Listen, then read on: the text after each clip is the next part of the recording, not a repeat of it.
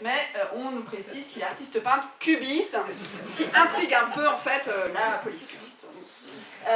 Et ça va aussi susciter un mouvement de profonde solidarité internationale, voire internationaliste. L'internationalisme, c'est quelque chose qui est très présent en 68, dans les années qui précèdent et les années qui suivent. Donc l'opposition aux expulsions, le fait que beaucoup de travailleurs qui sont des travailleurs étrangers vont s'auto-organiser aussi dans la grève, vont participer à la grève et aux occupations.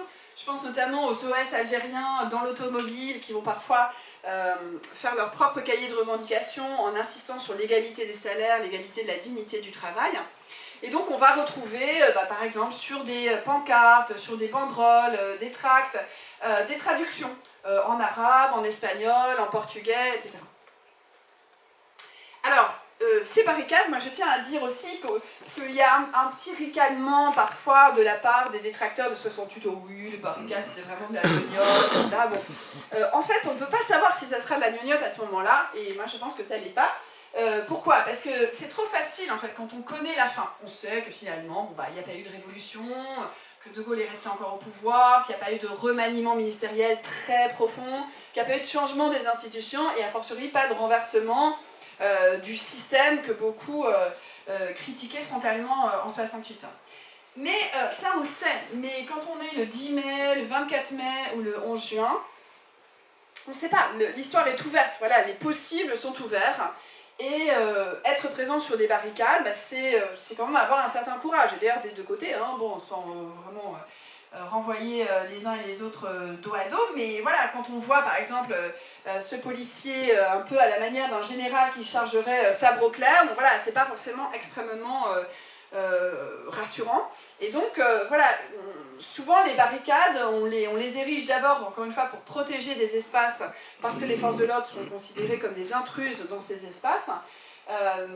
Donc on occupe les lieux, et ça c'est très important en 68 de métamorphoser les lieux par l'occupation, mais c'est aussi parce que l'histoire ressurgit avec ces barricades et qu'on pense énormément à la Commune de Paris.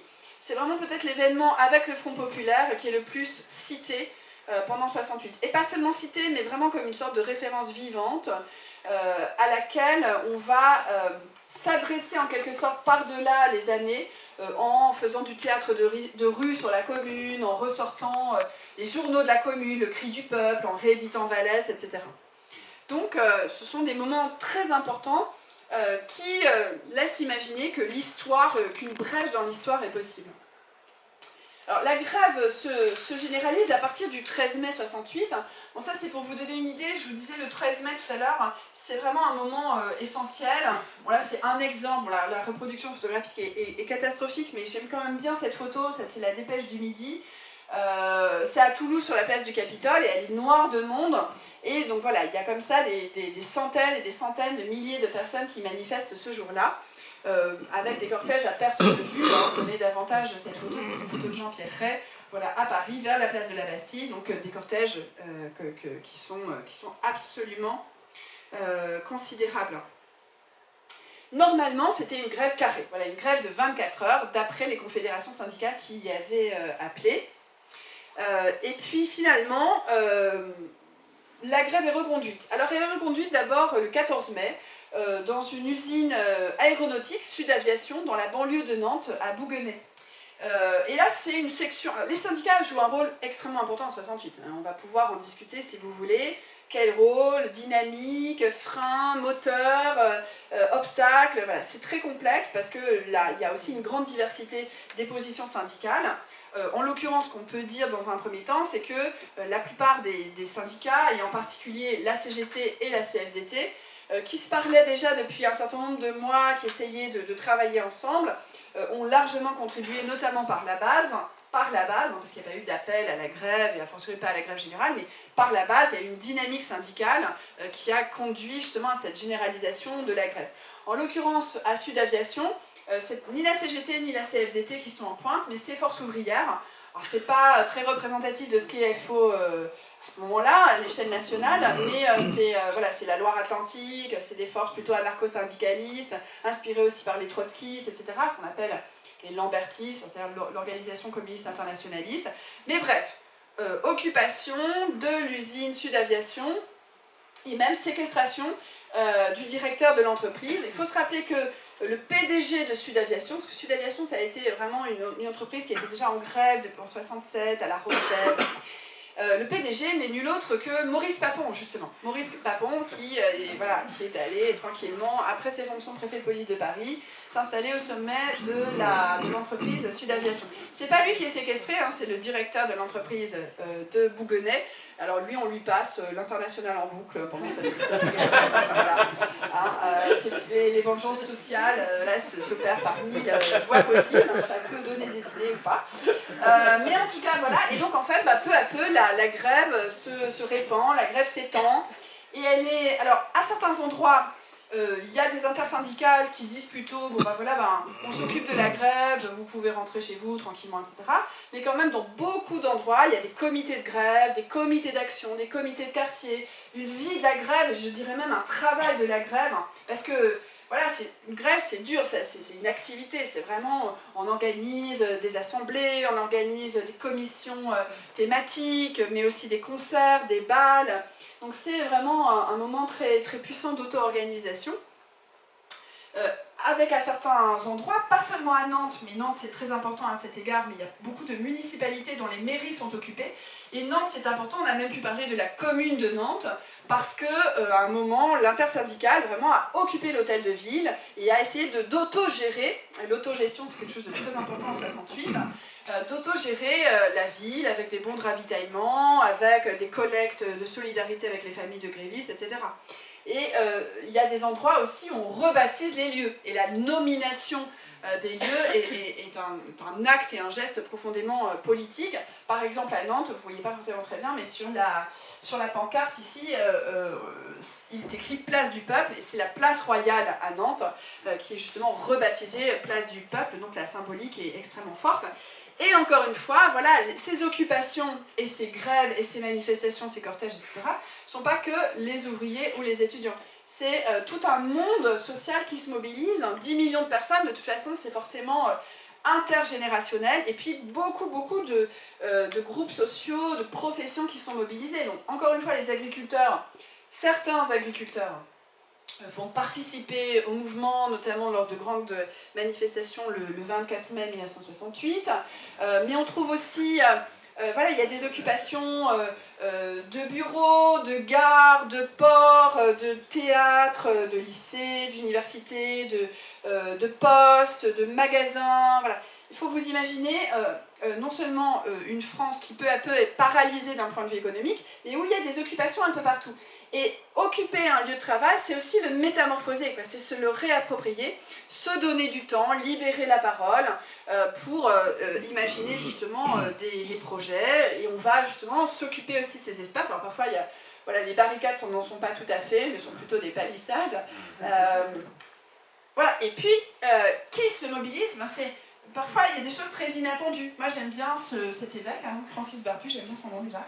C'est l'évêque de Quimper. Et à l'image et à l'instar d'autres évêques, soutient. Alors, je ne vous dis pas que tous les évêques de France appellent à la grève générale, mais il y a quand même une partie de l'Église qui est tout à fait ébranlée, les églises chrétiennes, et notamment l'Église catholique, qui sont vraiment ébranlés par l'événement. Et beaucoup de prêtres, il faut se rappeler l'histoire des prêtres ouvriers, il faut se rappeler que des aumôniers accueillent parfois des groupes révolutionnaires, et beaucoup de prêtres vont décider de soutenir le mouvement, parfois de faire appel à des quêtes, etc., pour soutenir les familles de grévistes. Pourquoi? Parce qu'en fait, il y a aussi cette idée que le monde marche un peu sur la tête, avec l'idée que cette société elle est vraiment fondée sur le profit, sur la compétition, sur l'argent, et qu'il faut retrouver aussi du temps et qu'il faut retrouver d'autres valeurs. Donc on a comme ça une espèce de confluence. Jean-Christophe Bailly, dans un très beau, le poète et écrivain Jean-Christophe Bailly a publié un très beau livre qui s'appelle Un arbre en mai, qui montre, il parle de toutes ces petites rigoles, vous voyez, toutes ces petites rivières qui forment in fine ce qu'il nomme un lac d'impatience. Voilà, il y a un lac d'impatience, et je trouve que cette image est très belle parce que, voilà, il y a Deleuze et Guattari, philosophe et psychanalyste, disaient 68 c'est du possible, sinon j'étouffe. du possible si l'on jette tout. Donc voilà, ça on retrouve chez bien au-delà, souvent on associe 68 aux trotskistes, aux libertaires, aux maoïstes, qui jouent un rôle, mais qui sont des petits groupes, dont l'influence est certes pas tout à fait proportionnée à leur taille, mais évidemment on ne peut pas réduire 68 à ces organisations de gauche radicale ou révolutionnaire. Il y a vraiment beaucoup de gens qui aspirent justement à un changement profond, et on le voit aussi dans l'Église, dans les églises, comme je vous le disais, et certains même vraiment parmi des laïcs ou des prêtres se disent quasiment révolutionnaires. C'est un mouvement, 68, hein, c'est un mouvement où les corps sont véritablement impliqués, où il y a des manifestations qui sont joyeuses, où on court, sit-in, etc. Alors, les sit-ins, ça peut nous paraître banal aujourd'hui, hein, mais en réalité, à cette époque, ça apparaît vraiment très subversif, parce que voilà, les corps sont en quelque sorte libérés de tous les carcans qui pesaient sur eux à cette époque. Et justement, sur ces photographies, on voit des femmes, des hommes, des générations différentes. Et comme y a invité Sandra à très juste titre, il faut parler de la question de genre en 68, parce que les femmes, elles sont très présentes pendant la grève. Elles sont, à certains endroits, je sais pas, on pense aux usines textiles où la main-d'œuvre est quasiment uniquement féminine, aux centres de chèques postaux, aux hôtesses de l'air. J'ai vu beaucoup de choses du côté des hôtesses de l'air et des hôtesses d'accueil d'Air France et d'Air Inter, que l'on pense aux employés des magasins, des grands magasins. Eh bien, elles font grève, elles participent plus que ça, et parfois elles animent la grève. Là, ici, c'est à La Roche-sur-Yon, dans une entreprise, dans une usine d'habillement, Big Chief, où elles plantent la tente dans la cour de l'usine, elles sont assises, elles font des sit-ins aussi dans la cour de l'usine, ailleurs elles participent à des bals, voilà, ça c'est un exemple en Dordogne chez Bata, attendez, ça je vais vous en parler après. Là c'est à l'usine du Petit Quevilly, les fermetures éclairs, là c'est les magasins occupés aussi, où les vendeuses sont très impliquées. Et en fait, elles réagissent aussi contre ça. Enfin, c'est-à-dire que voilà, c'est aussi ça la réalité de cette période-là. C'est-à-dire que, bon, voilà, il y a beaucoup d'établissements scolaires qui sont encore non mixtes, hein, la majorité sont non mixtes. Et on ne marche pas, comme je vous le disais un petit peu tout à l'heure rapidement. Les règlements intérieurs sont vraiment extrêmement rigides. Les filles n'ont pas le droit de porter des pantalons, par exemple, dans les lycées. Il y a quand même toute une pression morale, sociale qui s'exerce sur les jeunes en général et sur les jeunes femmes en particulier. La sexualité, c'est vraiment un tabou. La contraception a commencé à être accessible par la loi Neuwirth de 1967, mais elle est extrêmement conditionnée. Les épouses doivent demander l'autorisation à leur mari pour avoir un certificat médical de prescription de la pilule. Oui, parce que quand je parle de la contraception, là, je parlais tout spécialement de la pilule au travers de la loi Neuwirth. On ne peut pas la prescrire à des mineurs, donc par exemple, parfois il y a des mères qui soutiennent leurs filles et qui se font prescrire la pilule, mais en fait, c'est pas pour elles, c'est pour leurs filles. Enfin, il y a vraiment, c'est encore une pression très très forte. La sexualité demeure un tabou. La sexualité peut être aussi associée à un danger moral, parce que dans bien des milieux encore, à cette époque, il s'agit pour les jeunes femmes d'arriver vierges au mariage.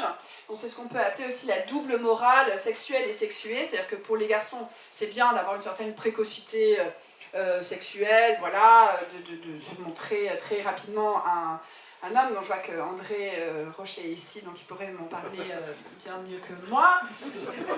Non mais non, c'était très maladroit.